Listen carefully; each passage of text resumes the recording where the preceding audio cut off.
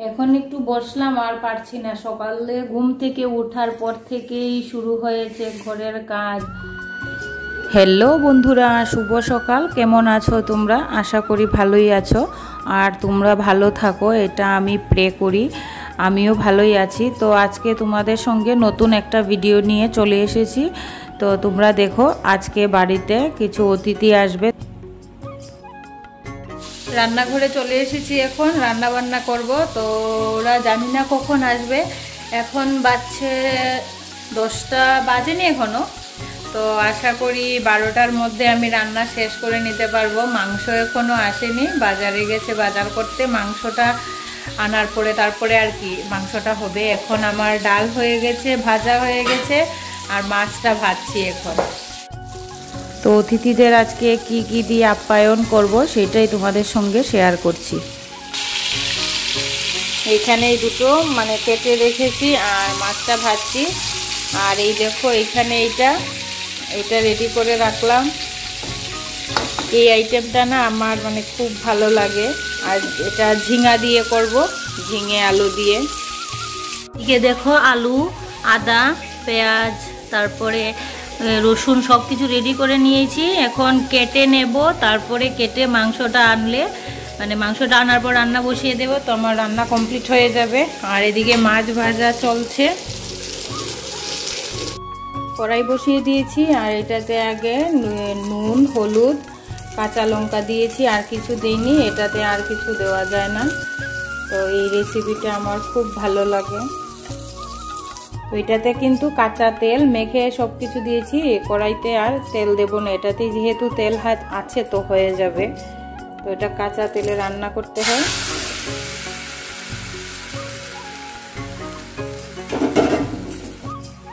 এখন আর কিছু না, জাস্ট ফ্লেমটা একটু কমিয়ে দেব, কমিয়ে ঢাকা দিয়ে দেব। এখন এটা সেদ্ধ হোক, তারপরে দেখাচ্ছি তোমাদেরকে। এদিকে আমার অনেক বাসন কাসন জমে গেছে রান্নার। একটু রেস্ট করব, এখন আর পারছি না। এখন একটু বসলাম, আর পারছি না। সকালে ঘুম থেকে ওঠার পর থেকেই শুরু হয়েছে ঘরের কাজ। স্নান টান সেরে পুজো দেওয়া, তারপর ছেলেকে একটু নিয়ে বসেছি, পড়ালাম, তারপর রান্না করলাম। শ্বশুরমশাই খেয়ে বেরিয়ে গেছেন উনি। আর এখন আমার রান্নাটা চলছে। মাংস এখনো আসেনি বাজার থেকে, আসলে পরে রান্না করব। তো খুব টায়ার্ড লাগে জানো, একা হাতে সব কিছু সামলে প্রচন্ড টায়ার্ড হয়ে যায়। কি করছো বাবা তুমি? খেলছো?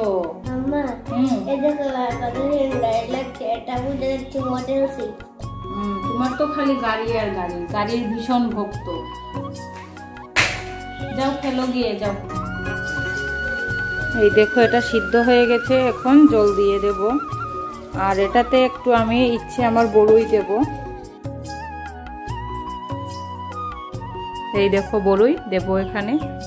এই দেখো বড়ইগুলাকে একটু ভিজিয়ে রেখেছি, কেননা এগুলো অনেক শুকিয়ে গেছে, তাই বেশি দেব না। কেন বেশি দিলে এতটা টক হয়ে যাবে, তো আর খাওয়া যাবে না। তরকারিটা একটু ফুটুক, তারপরে।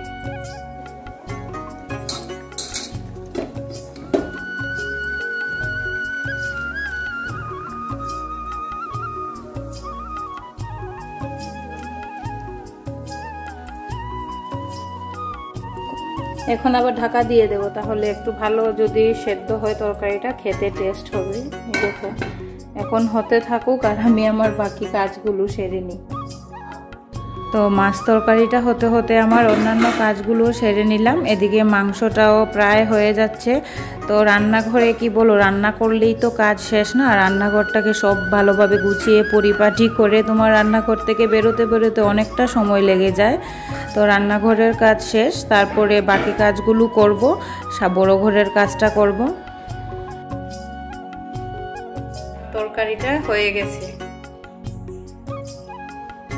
গন্ধটা কিন্তু দারুণ দারুণ হয়েছে। গন্ধটা টক টক গন্ধ করছে।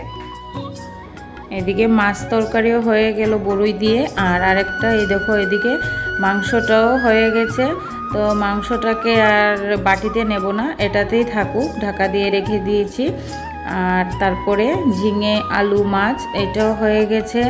এইটাতে দেখো ভাজা আর মাছের তেল দিয়ে বেগুন পেঁয়াজ দিয়ে করেছিলাম।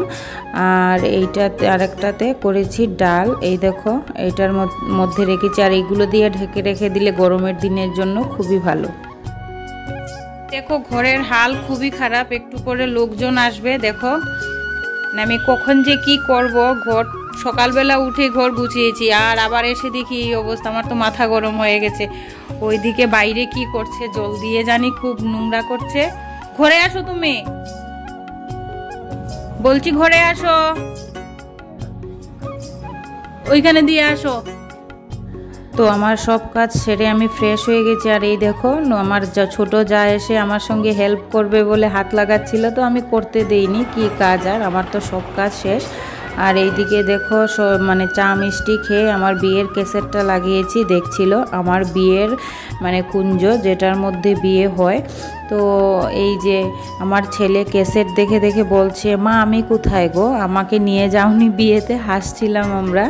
আর এদিকে বিয়ের ক্যাসেট দেখছিলাম সবাই মিলে। আর এদিকে দেখো বরণ করা হচ্ছিল, আজকে প্রায় 6-7 বছর পর ক্যাসেটটা দেখছি। আর খুব কষ্ট লাগছিল জানো, কিছু কিছু জায়গা দেখলে আমার খুবই কষ্ট লাগে, আমি এখনও নিজেকে ধরে রাখতে পারি না, চোখ দিয়ে জল এসে যায়। বিয়েটা একটা মেয়ের জীবনে যেমন আনন্দের তেমন কষ্টেরও। খাইতেই আছো দেখি। তো এদিকে দেখো আমরা ক্যাসেট দেখতে দেখতে আমার ননদ আর ননদের জামাই এসে গেছে। তো ওরা সবাই বসে চা খাচ্ছিল, চা মিষ্টি, আর আমরা একটু ওদের সঙ্গে এখন গল্প করব। তো আজকের ভিডিওটা বেশি একটা বড় করব না, তোমাদের কেমন লাগলো অবশ্যই জানাবে, যদি ভালো লাগে অবশ্যই সাপোর্ট করবে। আর আজকে এতটুকুই, সবাই ভালো থাকো, সুস্থ থাকো, টাটা।